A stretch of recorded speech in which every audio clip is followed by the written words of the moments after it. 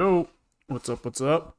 Welcome back. Today we're working on my x86 operating system. So this is kind of just like a basic OS. It doesn't have any user space. Um, it has like some semblance of like real usability, but really it's just kind of like a toy operating system that we're running for fun. Kind of hoping to like learn stuff about programming, operating systems, we don't. I don't really know what we're trying to learn. We're doing it for fun, right? We're gonna learn some stuff.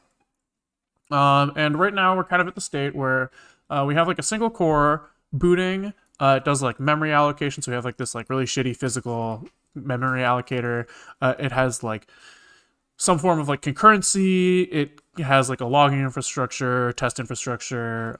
We have like some semblance of time, Ethernet, and like networking, graphics, and like user inputs. So if I like run my operating system, just like a quick little demo, we have like a little game that runs in like a VGA buffer. So this is a virtual machine.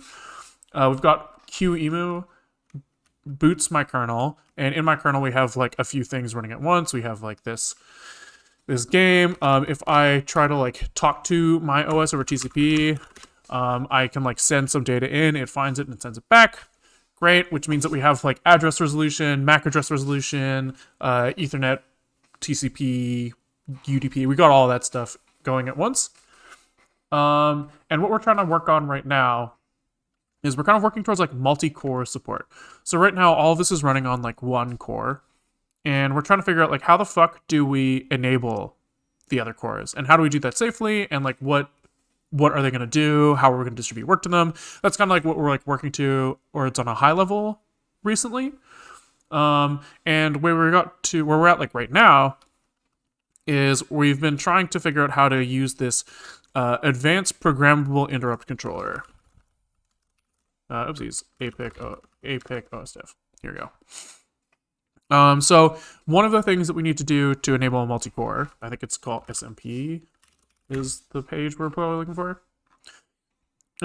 Is we have like this like bootstrap processor, and he talks to this advanced interrupt controller, LIPC, local APIC IDs, I think. So he's going through and he's looking at the a memory mapped area that points to this like interrupt controller thing. And the way he talks to the other processors is by issuing interrupts. I think interprocessor interrupts they call them, I think. So you have like CPU 1, which is like the boot one, boot. And over here you have CPU N, right? We're just gonna say that there's multiple CPUs on here. And this guy has inside him, each of these has like an advanced programmable interrupt controller. And they like are connected physically by some bus that I think I saw called in some doc somewhere, like interrupt communication something, ICC. I don't know. It's something. And there's also this like external interrupt controller. I think they called it the IO for input output APIC. And this isn't connected to any CPU directly. This is kind of like sitting out here and like connected to this bus. So I think what happens is, as far as I understand, let's just make it clear. I don't understand what the fuck is going on, right? I'm just kind of like reading and trying to guess before implementing, but I don't actually know what's going on yet. But my understanding is that this processor is going to boot up. He's going to be assigned as like the boot processor by the BIOS or from UEFI or something. And in order to like talk to this guy, he's going to issue an interprocessor interrupt on this bus. And to do that, we need to be able to communicate. We have to be able to like initialize and use this guy, which we haven't done yet. And so what I kind of wanted to try to do today was, I think that there's some way that these interrupt controllers, this like IOAPIC, this is going to be connected to stuff like the Ethernet card and like the clock. And what we have right now is, I think that there's like an emulation mode of I'm not sure exactly where, but like somewhere in here, there's like an emulation mode for like the old version that didn't have any of this like advanced stuff for like multiprocessor, dispatch of interrupts, all of that. It just had like, I am your only interrupt controller because you only have one CPU. So here you go, here are some interrupts. And I think if I've read the spec correctly, when we boot, we're in this like emulation mode where we're pretending that we're this old thing, but really we're using this new thing. And so what I wanted to try to understand today is like, how do we get interrupts from our Ethernet card and from our clock, but using by explicitly configuring these interrupt controllers. I'm not sure if we're gonna get there. Like, I'm not sure how far we're gonna get today, but I think we're just gonna start poking and prodding and seeing how far we get. And yeah, let's just start moving. So what we have right now is we have something. We have the word APIC printed to our screen. So that's as far as we got yesterday. There's these things called like ACPI tables. And these guys kind of like tell us what is plugged into our OS what's like plugged into our computer and where those things are mapped in our memory, stuff like that. I'm not really sure. I'm not sure like what lives in ACPI and what lives elsewhere, right? But this is how we like query where our what's it called? APIC is. And so yesterday we kind of parsed this root system description table as part of the ACPI spec. And in him, he has like a list of headers that he has. So we have like this root pointer who has like a header and then pointers to other headers. And so what we did was we like walked each of these pointers and we printed out the like signature of each of them. And so theoretically, we should be able to start looking for specific information about the APIC. Here, they have multiple APIC description table, has the signature APIC, and so we should be able to start looking at like this table structure, and from there, hopefully figure out how to start working with our APIC, with like the APIC directly, and from there, maybe start working with start configuring it to do whatever we want. Yeah, so let's just start poking. So what's in this guy? He has a ACPI table header. The signature is APIC. Great. He's got like this standard header stuff that we've already parsed. And then he's just got 8 more bytes of data that says, what is the address of my APIC? And do I have dual legacy picks? So if bit 0 and flags is set, what the fuck is flags? There are no flags anywhere, right? Am I crazy? Oh, flags here. Oops. Oh, sorry, I misread this. This is the flags register. And here he says if there's dual picks. Sorry, it says if there's dual picks installed. Okay. After the flags field, the rest of them multiple APIC descriptor table. Is T stand for table? Yeah, multiple APIC description table. Great. Double T's. Contains a sequence of variable length records which enumerate the interrupt devices on this machine. Each record begins with the following header fields. Okay, so entry type and record length. I see. So here we're gonna see we might have many local APICs, which probably also tell us how many CPUs are plugged in. Probably, just guessing. Then there's the master, the external one. So that's this guys. We have these guys and this guy. And there's an IOAPIC interrupt source override. So this explains how IRQ sources are mapped to global system interrupts. For example, IRQ source for the timer is 0, and the global interrupt will usually be 2. So you could look for the IOAPIC with the base below 2, and within its redirection entries, make a correction for 2 minus base to be the timer interrupt. Okay. I'm lost. We'll come back to this. Then there's non-maskable interrupt source. Specifies which IOAPIC interrupt inputs should be enabled as non-maskable. Okay. And then there's local non-maskable, local APIC address override. So 64 bit systems with an override of physical address of the local APIC. Oh, there can only be one of these defined in the MADT. If the structure is defined, the 64-bit local APIC address stored within it should be used instead of 32-bit local APIC. Okay, so we're not a 64-bit machine. And I don't really know what they mean by should be used, right? Because, like, I guess maybe in 64-bit mode, maybe you're supposed to work with 64-bit something, and so, like, they behave slightly differently? Not really sure. Okay, so then entry 2, 3, and 4 have a flags field. They sure do. 2, 3, 4. And this sets like the trigger mode. Are these like settable?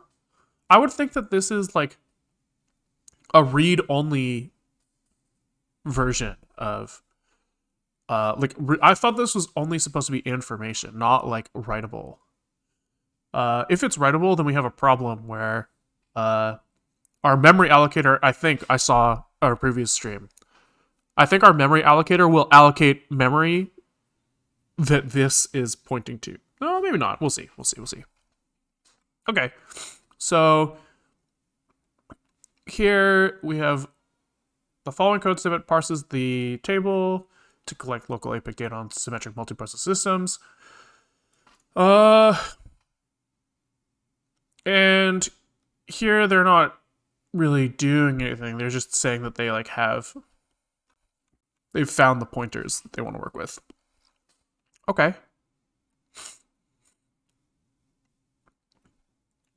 Sure. I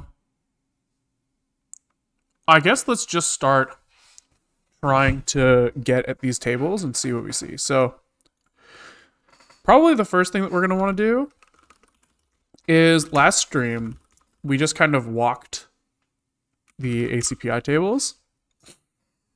And all we did was like print their headers, right? Probably we're going to want to like iterate over the headers instead of just print them. So maybe we'll make, right, because like then from externally, we can like walk this like root descriptor table and we can like look at each of the headers, and if we have something that we want to do with them, then we'll like do something more advanced. So let's do that. We'll say what? We'll have like a RSDT iterator, and he is going to implement iterator, right? And we're going to have to implement the things that we need to implement. So each thing that comes out, I guess, will be a ACPI SDT header. And how do we get the next one? Well, we're just going to do this loop here. So I guess we're going to have the address of the like array. So we'll just pointers is what a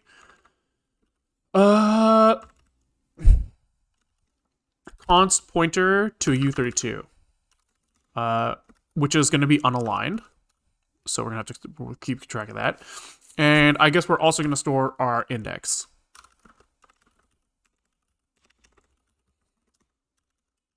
Right?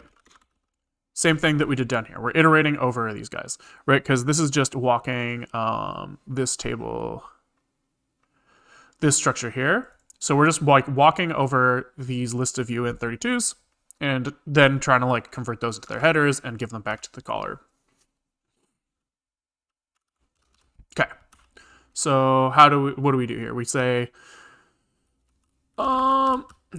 we have this loop that we did before. We're converting this into like a polled thing. So, we're also going to have the length or num items is going to be stored in here. And I guess we say if idx is equal to num items,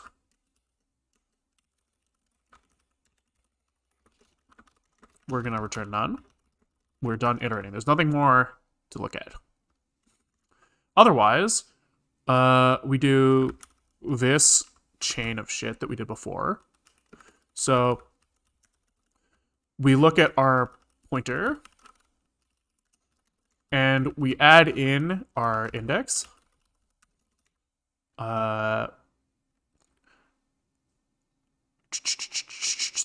Is this right? Yeah, we move over that many elements. And then we have to do this like bullshit to get out our U32 with unaligned access. We're just like copying it into somewhere that is aligned so that we can look at it. Actually, I want to look at I did want to see if there was like a Rust function to copy out. So pointer maybe. I think it's a primitive type. And do they have like a function that's like copy? Yeah, they do have like a copy to. Which is a nicer thing than this memcopy. So we can say child pp for pointer. This is a double pointer. Well, this is not. Oh, that's such a bad name. I can't write that. I can't write that in my code. That's really bad. Oh, child pointer. I didn't even realize that yesterday. Oh, that's so bad. That's so fuck.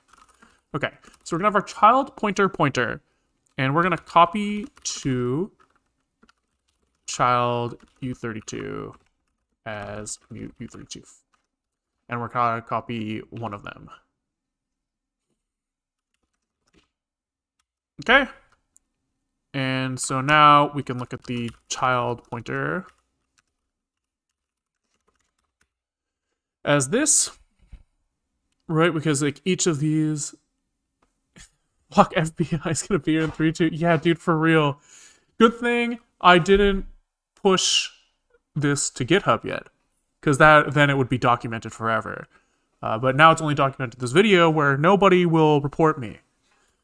Okay. So now we can like take this pointer and look at it as the header, and so we can just return this element. So I guess the item is not not the header itself, but a static reference to the header. I guess is static correct? Maybe we should tie this to the lifetime of the RSDT, but we don't have to. Let's just say static for now. It's fine. I guess theoretically you could construct one of these RSDTs that isn't static, which is kind of annoying. And so if we really want it to be correct, we would have like a phantom data in here that's tied to a lifetime A. But I'm not going to deal with that. I'm just going to return a reference. That's fine. Yeah, it's fine. It's fine. Nobody else is ever going to do. We don't have to be API perfect if I'm the only consumer of this API.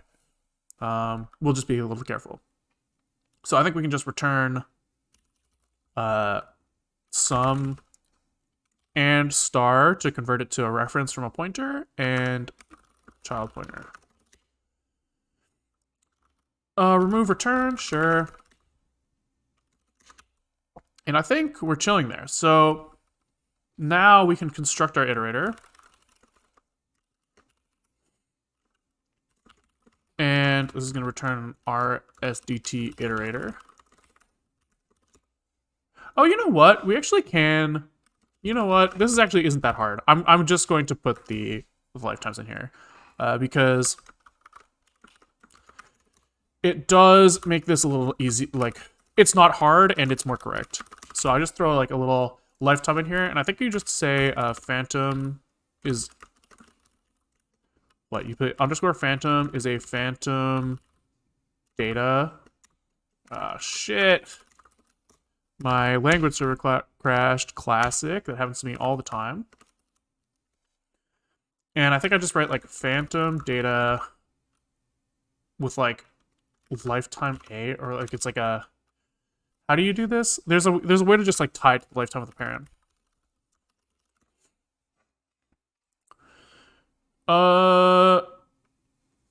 Yeah, this is exactly what I wanted. So we just say it's a reference to nothing.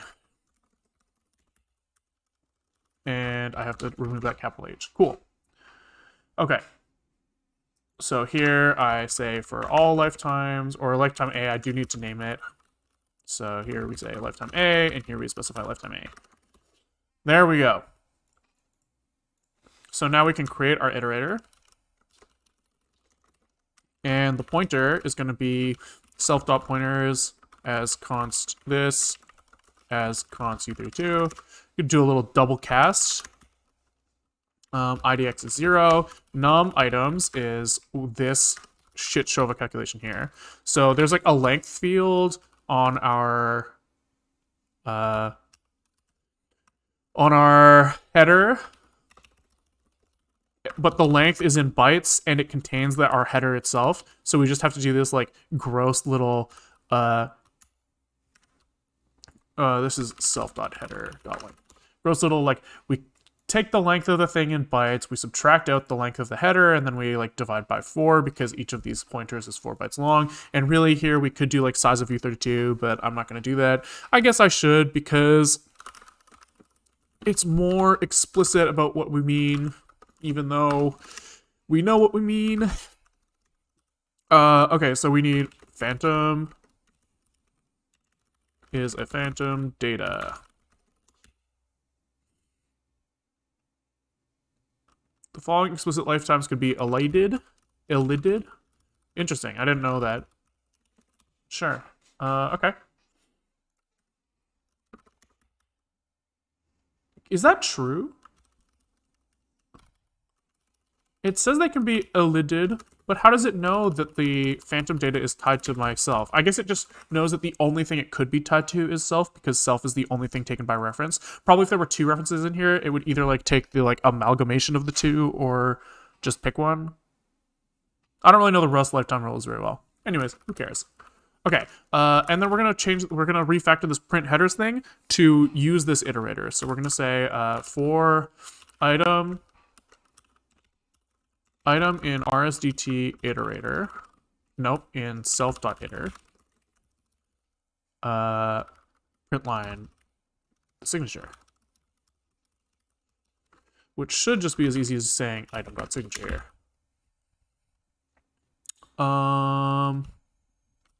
This guy needs to be public so that we can use him externally. And that's probably it. Cargo run release.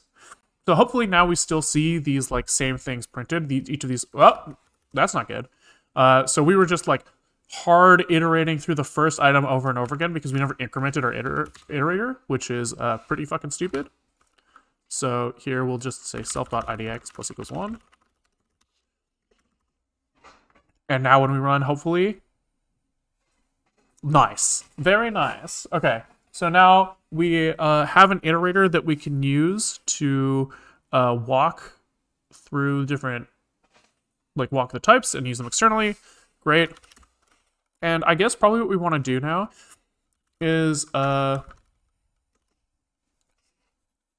a way to like convert these into like their actual versions of the table, right? Because like this is the first chunk of data on my MADT, but now I want to like start looking at the rest of it. So maybe what I'll do is just spitballing here. If I take this guy and I say like function upgrade, and he takes himself and he returns like an enum of like multiple potential types. So maybe we'll make like a enum of, what would these even be called? This would be like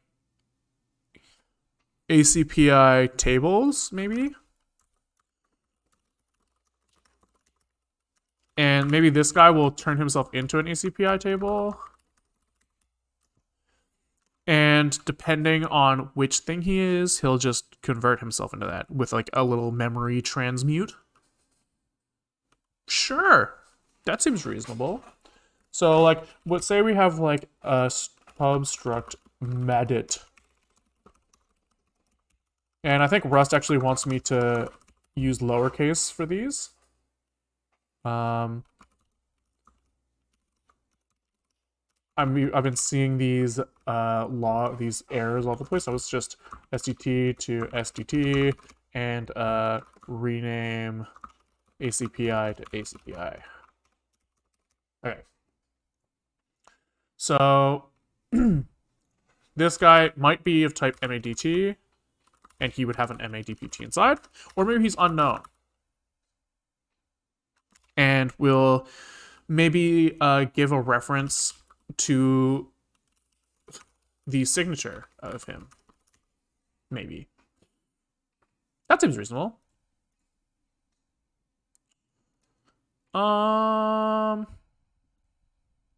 Sure. So maybe this upgrade has to take myself in by reference. And then we can have a static unknown lifetime here, anonymous lifetime. And we'll say what? Match self.signature. And what we have, MADT goes to our unimplemented MADT header. And anything else, sorry, this has to be a reference here, I think. Anything else will turn into an unknown for now. So this will be ACPI table unknown, and then we'll convert the signature to a string, I guess. For format from stir from UTF-8 unchecked, because I don't want to deal with the fact that it might fail. And in here we have fine, we'll use the proper from UTF-8. And here we'll pass in self.signature. And here we'll make this an option if in case it fails. From UTF-8 does return an option, it returns a result. So let's just convert this into an option like this. And here we're going to return an MADT.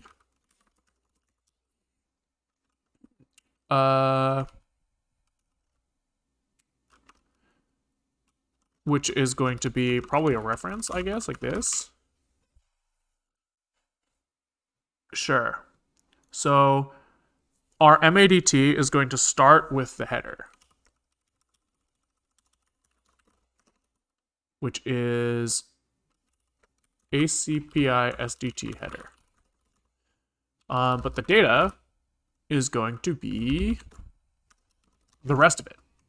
So we need to say this is repr C so that we have like defined data layout. And almost certainly we're going to pack it as well to say like don't put padding in between stuff. I want like this, what I write down here is exactly what's in memory in this order. And let's just stick these guys on the bottom. So here we have the local APIC adder is a U32. And the flags is also U32. So I think that here we can just say self as const ACPI SDT header. We need to cast this now. So core mem transmute to a const MADT.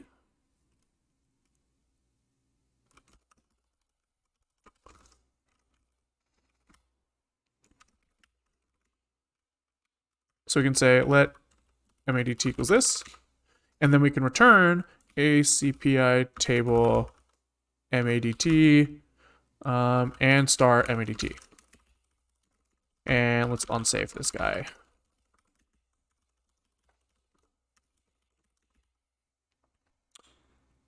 Okay. And remove the semicolon. Great. So there's a chance now that we get this MADT. So let's instead of printing the signature here, can we print a debug of the upgraded thing? And see if this passes. So here we need to derive debug for these guys.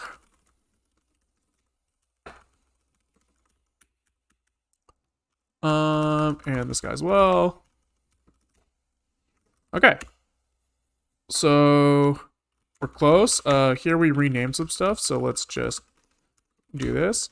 And I guess we have to rename this one too.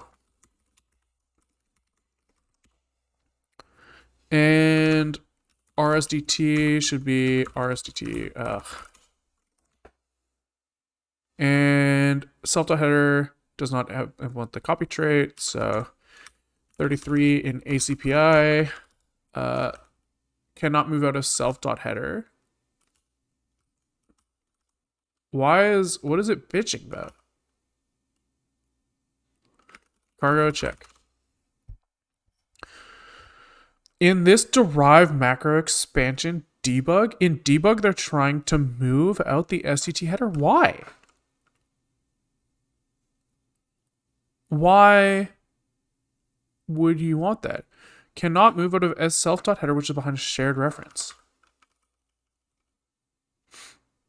I'm lost. Why would this try to do that at all? Ugh, do I actually have to say impl core format debug for MADT and do this manually? Ugh. F, so we have like write F self.header. Like, is that really what we have to do?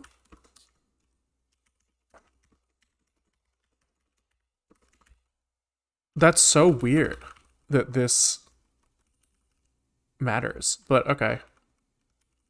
Local APIC adder.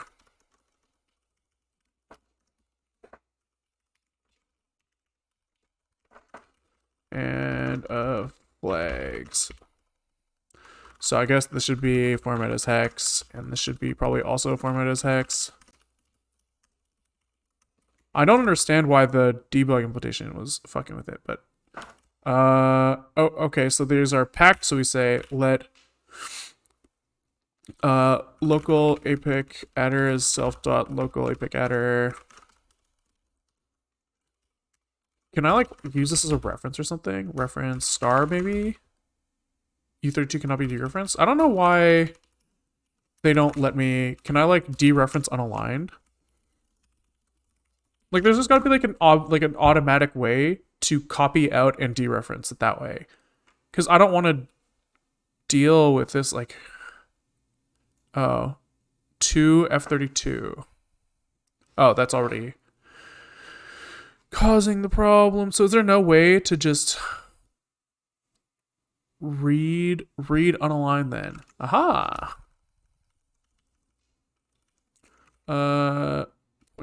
Whatever. We'll just copy it out. So here we copy them out, use them like this. We do the same here for flags. And cargo run. Okay. So we don't get an unknown MADT, but do we get a known MADT? Yeah, because we have... No, I don't see it. What the fuck?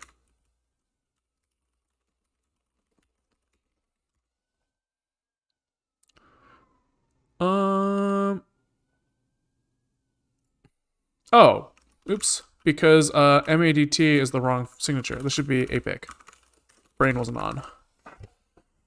Forgot to boot my brain today. There we go. So here we get the MADT with this header and the local APIC adder this and the flags this. Very cool, very cool, very cool, very cool.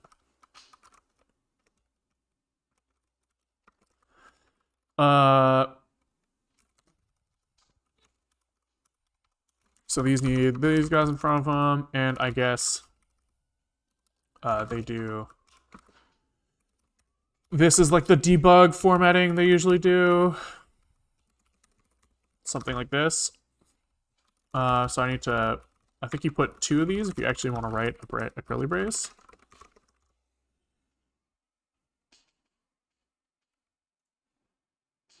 Yep, so here they go. Header like this. MADT, header is this. Yeah, perfect. Oh, I'm forgetting commas. They have commas on them too.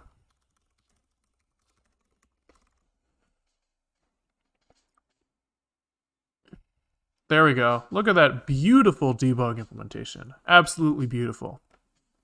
Okay, so here we've loaded the MADT. Great. And now we can start like looking at the stuff in it. So one is we do in fact have the local APIC adder FEE0000000, which I think coincidentally lines up with some of the memory ranges from our memory map section that we're not allowed to use, I think. The number looks familiar. Okay, so then we have a variadic list of entries. So let's maybe try iterating over these entries and seeing what we see. So after the flags field, starting offset 0x2c, the rest of the MADT table contains a sequence of variable length of records which enumerate the internet devices on this machine. Each record begins with the following blah, blah, blah. And based on the entry type, the rest of the record layout can be determined. Okay, so I guess what we probably have is we'll put an entries thing here, and we'll just say he's nothing. But then we can use the address of the entries as a way to like get the entries themselves. Let's make a function that iterates over these entries and prints them for now. We will worry about actually extracting them later. First, we just want to like look at them and see what we see. Oh, and I guess here we'll say that we actually successfully parsed some, like what did we do? We extracted the ACPI SDT header or something. I don't know. But that's what we've done so far.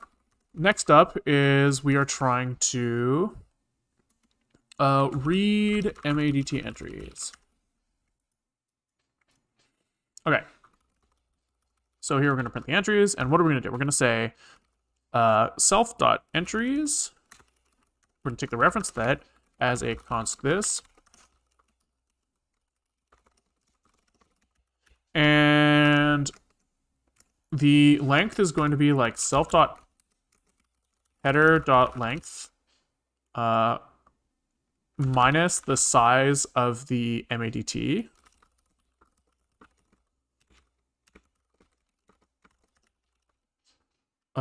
Entry length is equal to this. Okay. So this can be as usize. And then what are we going to do? We're going to say while maybe we'll make this like an iterator.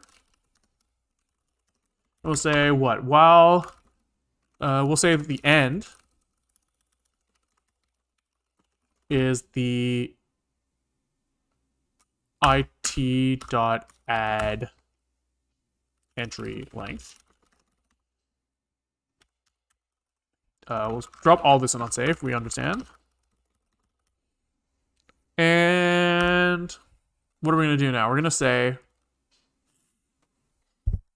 while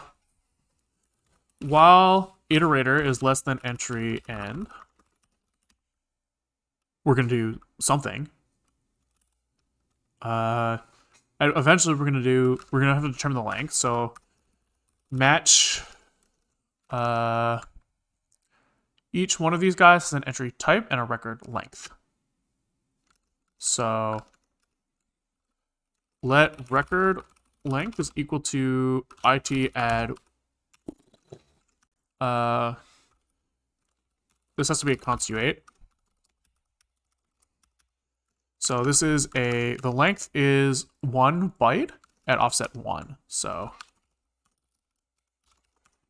and we'll say let record type is the iterator, and then we're going to say what it is equal to it add record length. And we have to do as usize here, and what else do we have to do? We have to say print line. Let's print them. Record type is this, and record length is this. Very good, very good. Here we need to put record type in these brackets. Cool. And so now if we get the MADT, we can say match item upgrade. If we get the MADT, we'll say MADT.print print entries.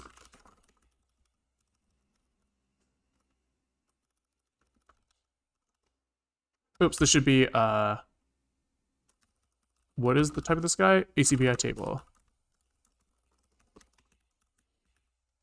Otherwise, we just print line the item.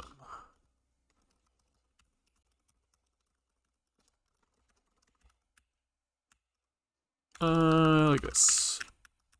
I think this is how you do it. Okay, cool. So when we get the MADT now, what do we see? We see, oh, okay, okay, that's lining up. Okay, that's pretty cool. That's pretty cool. Very nice. So we now see that we have records of type 0, 1, 2, and 4, and we see that the lengths of each of these guys are consistent with the type, which is like a very good sign that we're actually reading what we expect to read. So what do we see? We see one of entry type 0, which will tell us, I guess, about our local APIC, which might mean that we can't see the processor IDs of other. We might not be able to extract all the processor IDs, or maybe we only have one processor ID. So let's look at a QEMU system set num CPUs. Maybe we only have one CPU on our no, maybe we only have one core. So SMP define the number of cores that the guest is permitted to use. The higher the number can be higher than the available cores in the host system. So let's look at this. Let's say SMP 4. So if we turn on SMP 4, do we now see 4? Oh, baby, let's go. Let's go. So now we see 4 CPUs with record type 0. And I guess if we set this 20, we should see 20. Woo! Okay, that's sick.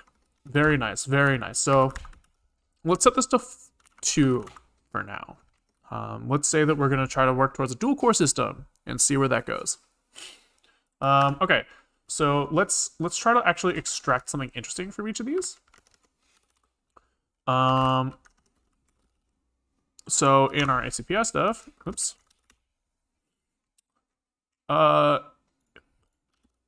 We're going to have to convert each of these into an entry.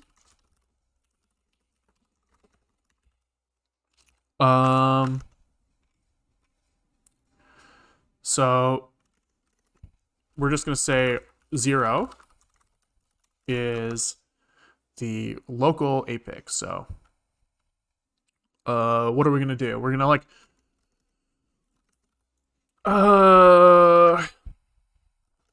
I don't know how I want to handle this. We could either try to map the memory directly, just with packed C structs, or we could actually parse it.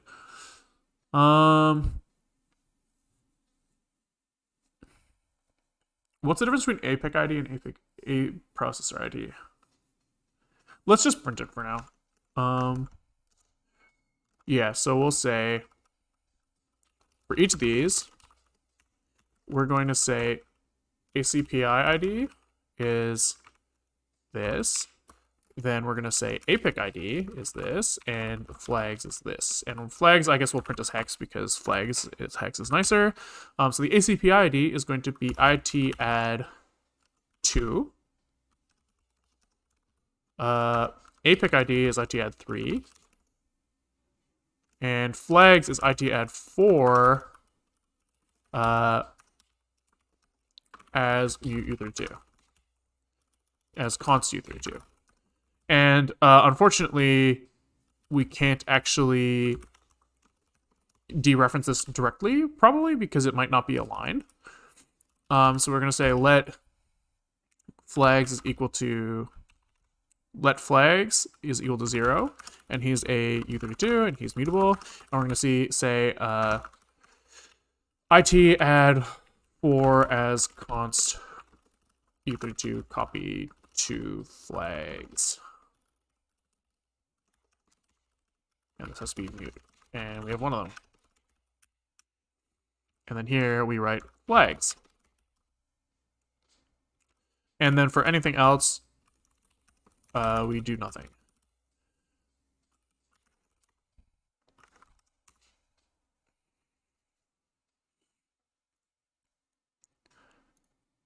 Nice. Okay, so it's interesting that all of these have processor enabled. I would think that only the first processor would be enabled because we haven't booted the other ones. But I guess maybe processor enabled doesn't mean what I would like intuit. Maybe it just means that like it's like literally plugged in or something. Although I don't understand when it would ever be 0 then. Yeah, if flags bit 0 set, the CPU is able to be enabled. All right. I guess maybe I'm trying to think of like a scenario where it would be detected but unavailable. And I'm sure that there is one, or else they wouldn't put that in there, but I don't know what that is. Okay. So then we have the like IOAPIC entry. Okay. And we can find its address. So let's look at that. So this is record type 1. We'll comment here that this is the local APIC. This is like, eventually we're going to have to factor this out into like nice functions that say what they do. But I'm kind of like skipping that for now because I don't really know what the final version of this is going to look like. And I don't want to like do all of that work to make it nice and pretty until I know, like, I don't even know what I want to do with these entries yet, right? Like, are these going to be, am I going to propagate these to anyone, or am I going to like do some initialization directly in here? I don't know yet. So that's why I'm just doing everything in line, and we'll figure it out later. Okay. So here we're going to say that the ID, so let's do the address. And this is we're going to do the same shit here. Where we copy it out so that we're not doing unaligned pointer accesses. This is no longer flags, this is adder. And this is add 4 again. And then we're going to say printline IOAPIC ID is going to be something. He's going to have the address, and he's going to have the interrupt base is going to be something. Now we're going to do the same thing for interrupt base. And this is going to be add 8. Okay. So here we can print out the APIC ID, which is offset 2. We're going to have the adder and the interrupt base.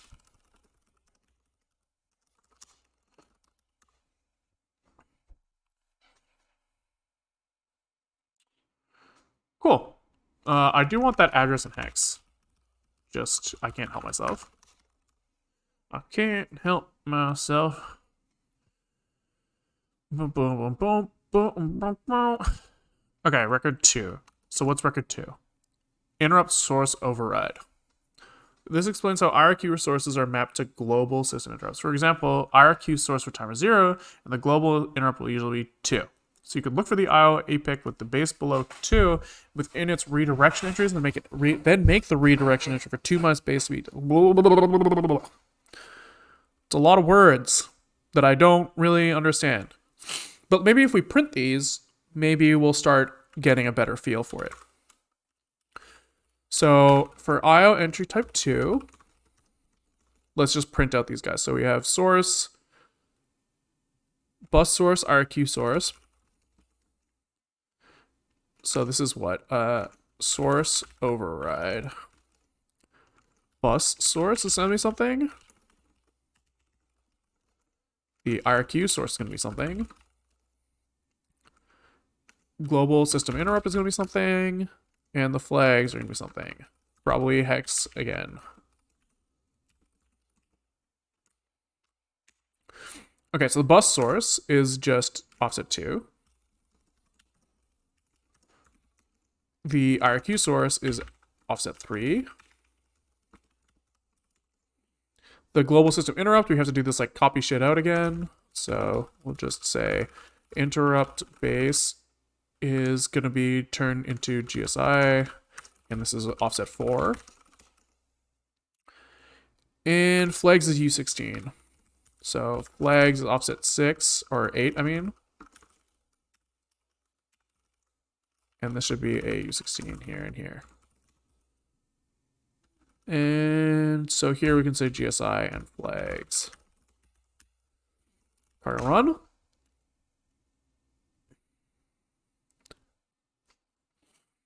Okay. So we have bus source 0 for all of them.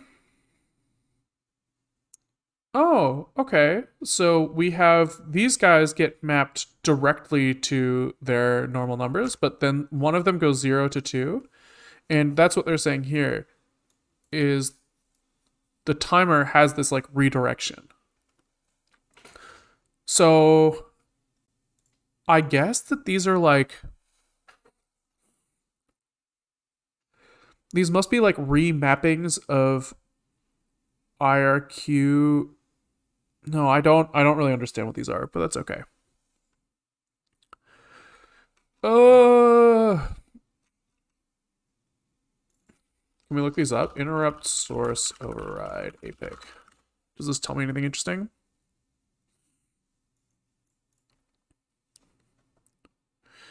From what I understand, the ACPI table specifies the legacy PIC inner corresponds to which IOAPIC redirection entry. Now PCI devices have 2 separate fields, blah, blah, blah. Each PCI function asserts one of the interrupt pins. This is indicated in the interrupt pin field in the configuration space. To know which pin of the 8259 PIC or IOAPIC this pin is connected to, you simply have to implement an simply have to implement an AML interpreter or port ACPI to your OS. Interrupt source over that sounds complicated. Rather than deal with parsing those overrides and all that line sharing, the approach I used in the latest version of iOS was to use the MSIX. Specify a software interrupt number, fairly minimal FF. Alright. 2-step thing. First, using there's a linear mapping between legacy ISA IRQs and ACPI's global interrupt number abstraction, and that it conforms to standard ISA. Then the interrupt source and override entries will tell you if any of those assumptions are wrong. Okay.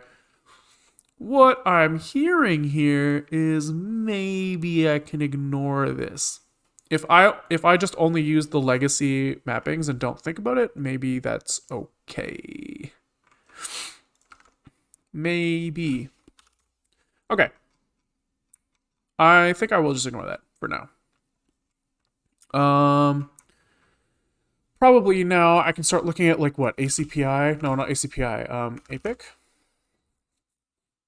Let's see if we can start understanding what the fuck is going on with these. So the local APIC is enabled to boot time, can be disabled by clearing bit 11 of the base. Model specific register, what is this? OS relevant things such as these MSRs are accessing special instructions such as read MSR and write MSR. Ah, okay, sure. So it is enabled at boot time though. Works on CPUs with family greater than or equal to 5. Oh, did we read the MADT entries? We'll consider that done, yeah, and we'll say that we did that in around like 54 minutes, I don't know. And what's next is try to use APICs in some way, shape, or form. Oh, okay. So local APICs registers are memory mapped in the physical page that we pulled out of the ACPI thing. This address is the same for each local APIC, but that exists in configuration, meaning you are only able to directly access the registers of the local APIC of the core that your code is currently executing on. That makes sense. Note that there is an MSR that specifies the actual APIC base. The MADT, which we just parsed, contains the local APIC base. On 64 systems, it may also add an extra field. Don't care about that. To enable the local APIC to receive interrupts, it is necessary to configure the spurious interrupt vector register. The correct value for this field is the IRQ number that you want to map the spurious interrupts to within the lowest 8 bits, and the 8th bit set to 1 to actually enable the APIC. Okay, sure. So if I understand this correctly, I was like Googling a little bit, like why the fuck would I ever get a spurious interrupt? And I think maybe what happens is, like Ethernet goes like, hey, I interrupted. And I think that you can like specify like a group of CPUs that you might want to like dispatch that to. And I think the individual APIC, like they'll kind of race and say like, oh yeah. I think there's I think I saw something called like lowest priorities. They might like look around and say like, which CPU is like the best one to take this interrupt. And then I think probably the APIC that gets it signals back like, yeah, I got it. And the other one goes like, oh shit, someone else took it, but I've already interrupted. Somebody, I have to interrupt. My interrupt flag went up. And then he goes like, 9. It's interrupt 9. And then your CPU goes like, oh, that's nothing. Why the fuck do you wake me up? It's like, I don't know. I just woke up for some reason. That's my understanding. Could be totally wrong, but that's what I think that's for. So in order to enable the APIC, we set up the spurious interrupt vector register. You should choose an interrupt number that has the lowest 4-bit set and is above 32. Why? Because the lowest 4 bits of this value must be set to 1 on these older processors? Okay. Okay, if you say so. Easiest to use is 0xFF. I thought that we could only have interrupts between 0 and 255 to begin with. Because if I remember correctly, my interrupt vector table only has 255 entries in it.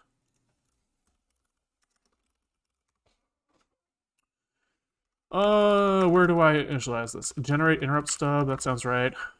Yeah, I do only have 255 entries in my interrupt vector table thing. So if I set this to 0xFF, oh, that's the maximum one. Yeah, so the spurious interrupt vector just goes to 255. We're just like, fuck it, we'll just have 254. Okay, seems reasonable. Then we have to disable our old, like the fake version. Sure. So we do this in 2 steps. We mask all interrupts, and we remap the IRQs. Masking all interrupts disables them in the PIC. Great. Remapping is probably what you do when you use the PIC. Yep, I've got them remapped from like 0 to like 32 or something.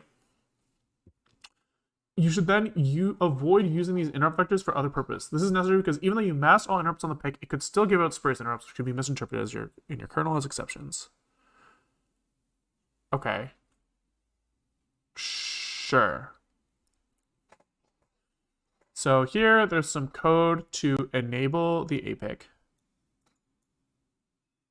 But there's nothing about disabling the PIC, you know? You know what I'm saying? So I guess probably what we can do is we can like start probing this in 2 steps, right? First, we disable the PIC, and that should prove to us that we don't get any interrupts for those. And then we enable the APIC and hopefully start getting those same interrupts back. Maybe?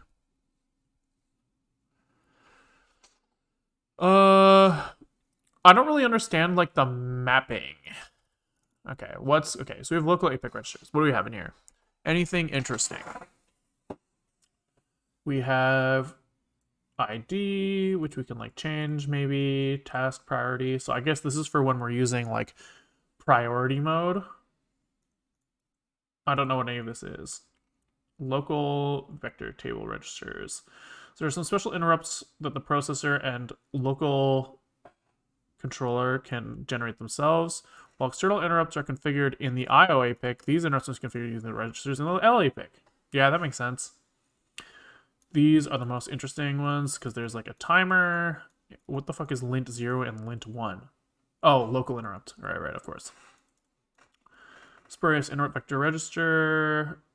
The low byte contains the number of the spurious interrupt is not above. You should probably set that as 0xFFF to enable the APICs at bit 8 of that register. If bit 12 is set, then EOI messages will not be broadcast. All other... What the fuck is an EOI? To signal end of interrupt. Okay, sure. Okay. What else is going on here? Interrupt command register is made up of 32-bit registers. So this is like a way for us to like specifically issue an interrupt, which I guess is like the way we communicate with other processors and boot one up, if I understand correctly. And IOAPIC configuration. This is probably where we want to start. So because presumably we configured the normal PIC at some point before to like map certain interrupts to certain other interrupts, and presumably we want to do the same thing where we configure the IOAPIC as well. Okay, so here's what using the methods. Okay, the IOAPIC uses 2 registers for most of its operation, an address register and a data register. Sure. All accesses must be done for by boundaries. The address register uses the bottom 8 bits for register select. Here's some example code that illustrates this. So here they have a way to like read and write the APIC. Okay. Yeah, they do volatile access because it's hardware. Sure. Using the methods described above, the following registers are accessible. Get and set the IOAPIC's ID. Don't really care about that. Get the version in bit 0 to 7. I guess I probably will care about that, but I'm going to ignore that for now. Get the arbitration policy in bits. What the fuck is arbitration? Oh, arbitration priority, not policy. I can't read. And this contains a list of redirection entries. So this is what? 0x10 to 0x3f. So that's... What are those numbers? Let's just quickly pop open Python and do some math. So what we have 0x3f minus 0x10, 47. So there's only 47 redirection entries, which means that these can't... Oh, I guess maybe there's 47 pins on the thing. And so maybe this is our way of configuring which interrupt numbers that we get from within our interrupt handler, what numbers those map to on the APIC. I wonder if there's like oh, here, IOAPIC data sheet. Nice. That's exactly what I want to look for. Because here we can see how many external interrupts that they can interact with. Int in 2, 13, 22. Where do interrupts go to? How many interrupts do you support? Sure, some like background. 24 entry. IOAPIC unit consists of a set of interrupt input signals. A 24 entry by 64-bit interrupt redirection table. Blah, blah, blah. 24 entry. Okay. So why do I need 47 redirection entries? Okay. Redirection table registers. Oh, because they're each 2 bytes. Okay. So that lines up. So it wasn't 47, it was 48. And each of these has like 2 things in them. So there's 24. Right. Okay. So that makes sense. So it's just because it only has 24 interrupts. Yeah. Each entry uses 2 addresses. Okay. So here's what an redirection entry looks like. Interrupt vector, type of delivery mode, destination mode. Okay, so I guess the MADT must... I would assume that it only supplies what... Sorry, I'm just being careful with my words. I'm assuming that the MADT does not contain the current state of the IOAPIC. I'm assuming that the MADT contains the initial state of the APIC. And the reason I'm assuming that is because in the multi-boot spec, it says, if I remember correctly, it says that we only get a copy of the ACPI tables that were parsed by the BIOS, which means that this isn't like a memory mapped thing to hardware. Yeah, copy of the RSDP. And that means that like the MADT that we're parsing surely couldn't have an up-to-date list. It just couldn't.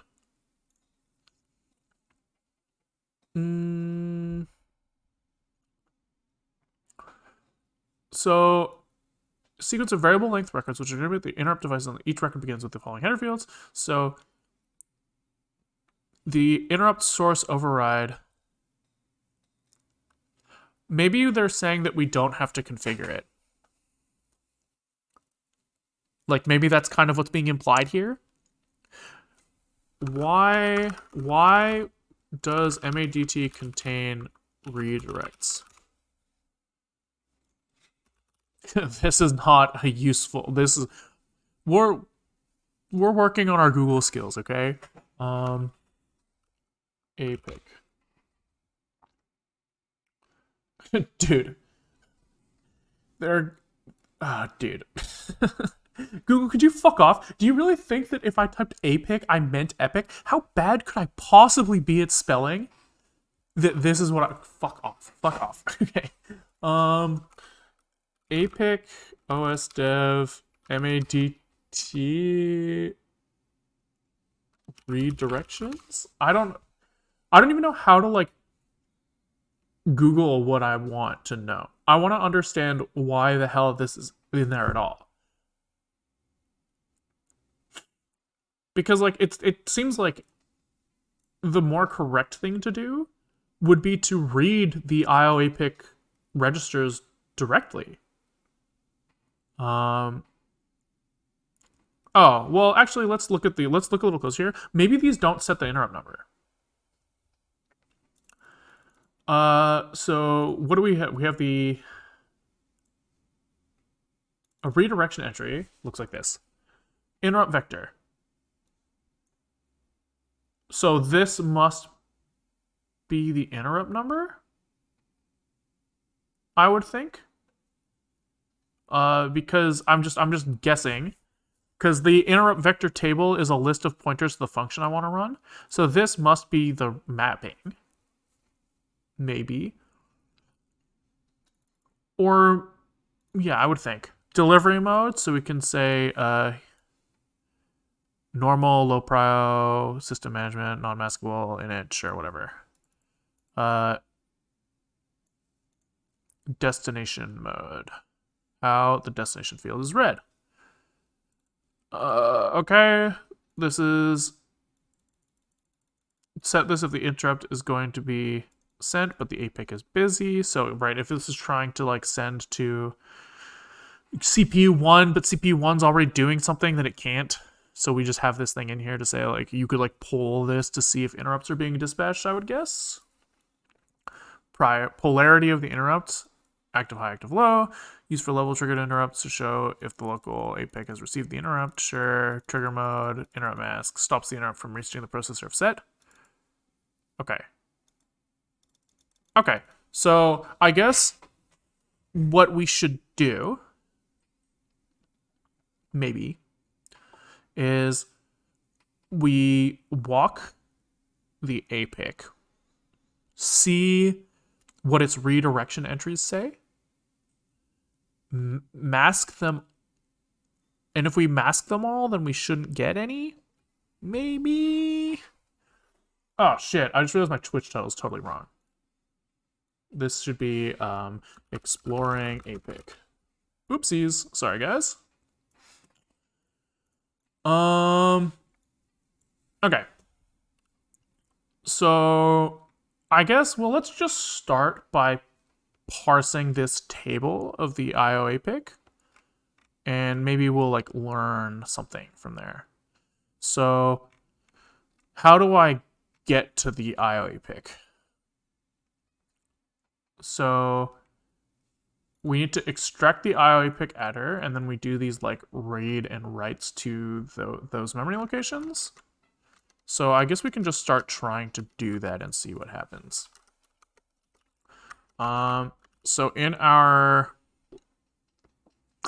right now we're like in the ACPI code. It's fine. We're just going to do our experimentation here. Here we have the IOAPIC adder here. So we'll say we need to define our like read and write functions. So we're just going to copy paste these because I'm too lazy to write them myself right now. But I think like these look same. So what? This is a function read IOAPIC where this is a mute U8, mute U32. And this is a reg that we want to read, which is U32, and this returns a U32, I think, was that would return before. Yep, U32. We're gonna put an underscore here, and we're gonna say IOAPIC adder dot write volatile reg and series FF. The fact that this is a U32 seems wrong. It should just be a U8 if we only support 255 registers. And we'll say reg as U32 like this. And then we're going to say IOAPIC adder add 1 read volatile. Is that right? Is IOAPIC 4? I think that's 1 offset. Let's just double check here. So IOAPIC base plus 0x10 is the data register, which is what? 0x10, that's 16. 16 bytes? Oh, so this should be add 4. Right, let's just double check this. 4 times 4. What am I doing? Of course, 4 times 4 is 16. God, sometimes my brain just doesn't run all the way. So this should be IOAPIC adder add 4 read volatile. And all of this needs to go in unsafe. And let's just make this unsafe function, actually. Sure. Okay, so now to write the IOAPIC, so we'll call this read IOAPIC. And here we'll say this is a write IOAPIC. He returns nothing. He takes in the address as a mute U32. It has the register, which is going to be a U8 in our world, and the value is going to be U32. So here we just say we pick the register like this, and then we write volatile value.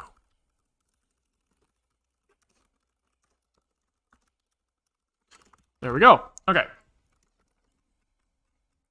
So now what I want to do is I just want to iterate these entries and just see. So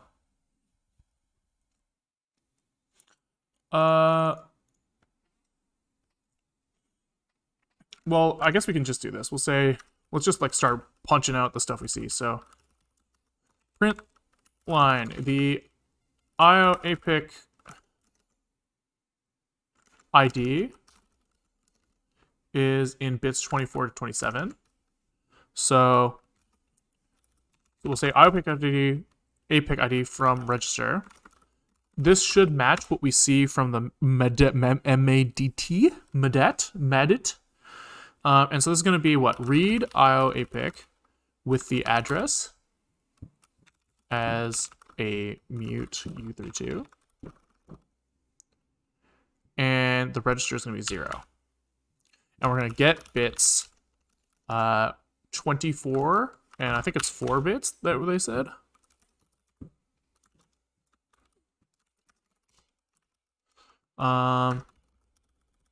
Should be read IPC, and we need to use our crates bit utilities get bits. This will allow us to run that get bit function to extract bits 24 to 26, 28, 27, whatever. 24, 25, 26, 27, 4 bytes, 4 bits. Okay. So if we run this, do we get the same number? Hopefully we should. So we get IOAPIC ID 0 from reg 0. Great. Let's get the version now.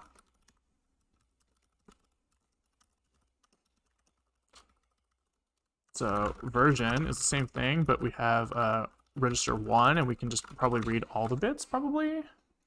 Version bit 07.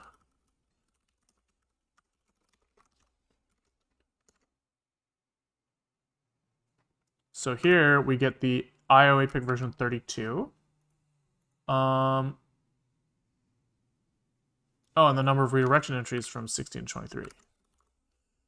So we'll say what, let reg 1 is equal to this. And then we'll say the version is reg 1 got bits, and the redirection entries is reg 1 get bits. What did they say? 16 to 23.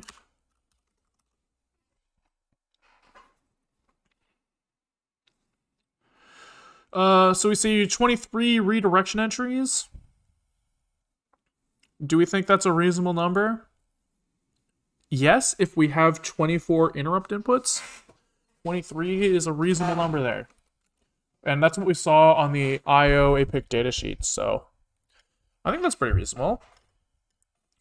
And let's read the redirection entries now.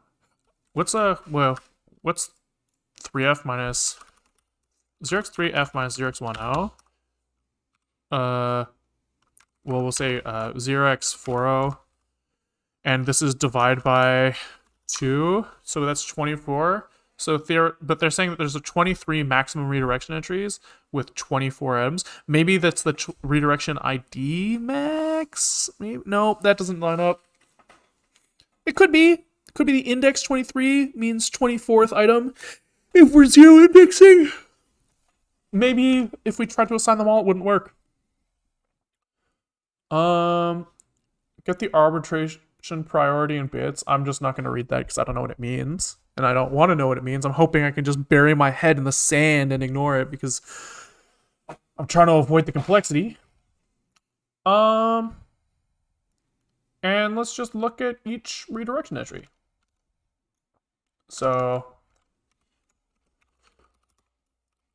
for entry in 0 to reg 1, I guess we'll say let max redirection entries is equal to reg 1 get bits 16 that are 8 bits wide.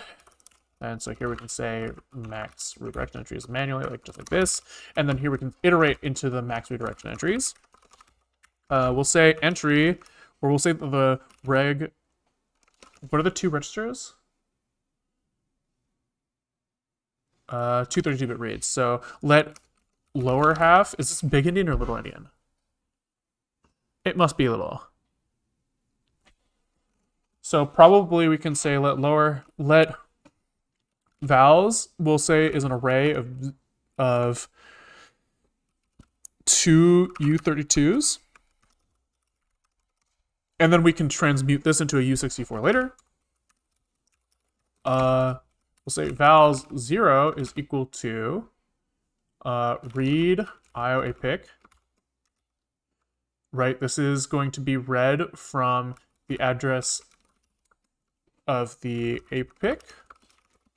And register 0x10 plus entry times 2. And vals 1 is 0x1 plus entries times 2 plus 1. And this has to be as U size, I guess, or as U32. What are the value? What are the inputs of this? Register is U8. So here, maybe we say this as U8. And then everything here lines up. And then we can say that our let vals U64 is equal to vals to what, like U64 from little endian vals? It doesn't like that. Vals. What doesn't it like? Cargo check. It likes it fine. Cargo run. Oh, now it doesn't like it. Cargo check's just fucking broken. Very cool. Oh, because this needs to be a fuck.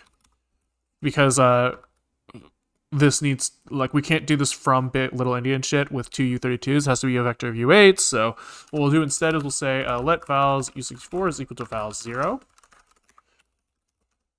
And then we'll say vals U64 or equals vals 1 as U64 should be left by 32. And this should be a U64. This. And we need to shove this in here. Okay, so now we have these values. And so now we should be able to look at these. So let's look at the, I guess we just start printing. So we'll say that the interrupt vector is vals U64 get bits 0, 8. So the first 8 bits.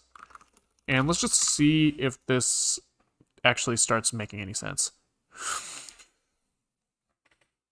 Oh. I guess probably our debug mode is just fucking broken because it's actually doing like extra checks that we're violating. Cool. So all of these go to interrupt vector 0. That's not good.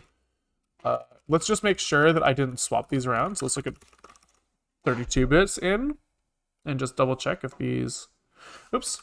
So these just are all 0. Maybe we'll just print out the value as hex just to see if these are like anything of substance at all. And if these are all zeroed out, then probably we're doing something wrong. These are all 1, 0, 0, 0, 0, 0, 0. So what does that mean? Bit 16 is the interrupt mask. Is that right? 4, 8, 12, 0, 1, 2, 3, 4, 5, 6, 7, 8, 9, 10, 11, 12, 13, 14, 15, 16. So all of these are just masked. I see. So probably to enable the interrupts, we would actually have to set interrupt vectors for each of these guys. Which seems pretty reasonable. So it seems reasonable that like initial state is that all interrupts are masked and not redirected. And how do I determine which interrupt is hooked up to what?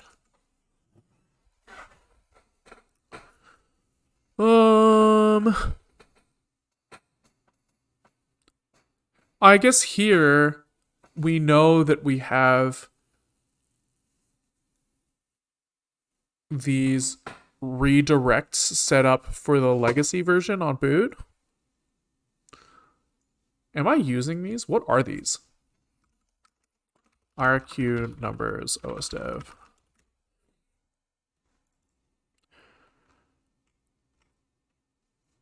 So they're claiming that we have 2, 5, 9, 10, 11. What are those? 2, 5. So what about like 4? What about my like serial port? Why is that not in here? Oi, oi, oi. I guess so. Here we'll say we read the IOAPIC entries, and that was at around what, like 124. Oi, oi, oi. Okay. So I'm surprised that I don't see anything interesting. How do I know like where things are hooked up to the IOAPIC? IOAPIC like keyboard interrupt. Is somebody like how to get IOAPIC to handle keyboard interrupts. There we go. Enable the local APIC, disable PIC, initialize the IOAPIC, enable IOAPIC for IRQ keyboard. So where the fuck does this come from? Okay, so parse the ACPI's MADT APIC table to figure out which IOAPIC input on which IOAPIC is used for legacy ISA IRQ1. Okay, so that's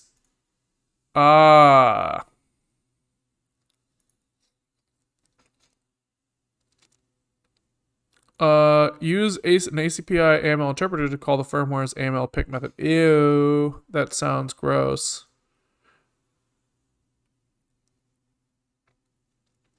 Configure the correct IOAPIC input on the correct IOAPIC chip the correct way based on the information you got from ACPI. Whoo, gross. This looks complex. Okay, so maybe we can get away with using the legacy PIC and only using the IOAPIC for interprocessor work. If that's the case, we can just stop, right? We can do less work. And that sounds great. So can you use PIC with SMP? Like, is that possible? Dude.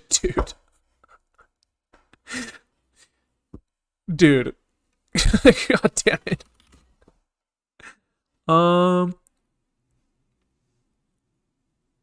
Do I need to go APIC or can I do it with the old PIC?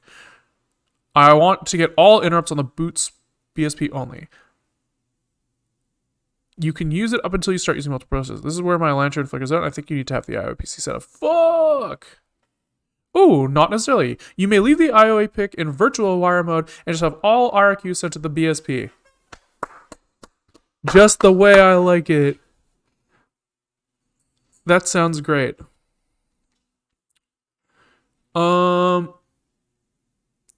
Okay. So maybe we just do that for now. And then we can kind of get away with, we still need to parse the ACPI tables to get the handle to the local APICs so that we can do our interprocessor communication. Because if we look at like this like SMP booting shit, we do in fact need to do whatever the fuck this is, right?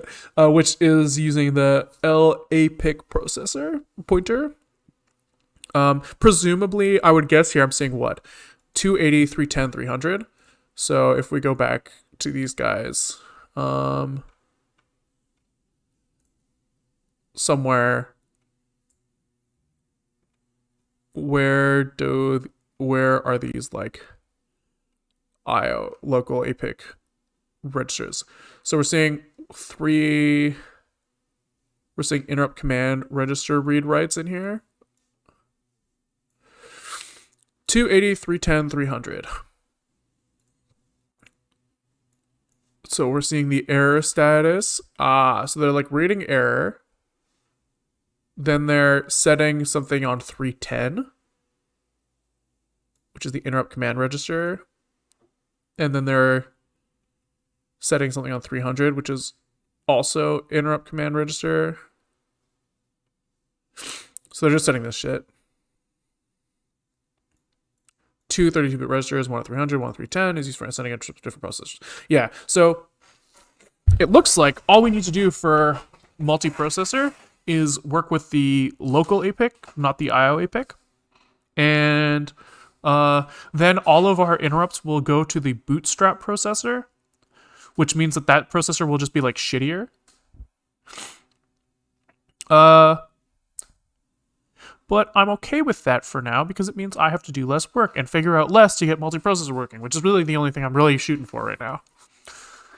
So I think that's pretty good. I think we've got what we need to get to this point. And so I think I'm going to call it there for today. We kind of did a lot of probing and prodding and reading, and we didn't really like do anything really. But I think we understand the advanced interrupt controller stuff a lot better than we did when we started. So I'm happy with that. Probably what's going to end up happening is tomorrow or maybe the day after, I'll probably try to get like a really shitty demo of booting another CPU up and running. And then we'll just kind of go from there and see what it looks like to get like our executor set up on multiple cores and stuff. Very, very cool. Thanks for watching, guys. If you liked what you saw, you can always tune back in on like most days around 1 or 2 o'clock Pacific time. I stream for like somewhere between 1 and 2 hours, depending on how much work I have to do and how much my brain feels like melting. On a really good day, we might get over 2, but that's rare. If you miss on Twitch, you can always catch up on YouTube. YouTube is linked in the Twitch description. And if you are watching on YouTube and you want to come ask questions, say hi, whatever, feel free to pop by. Twitch is linked in the YouTube description. Thanks for watching. Catch you in the next one. Bye!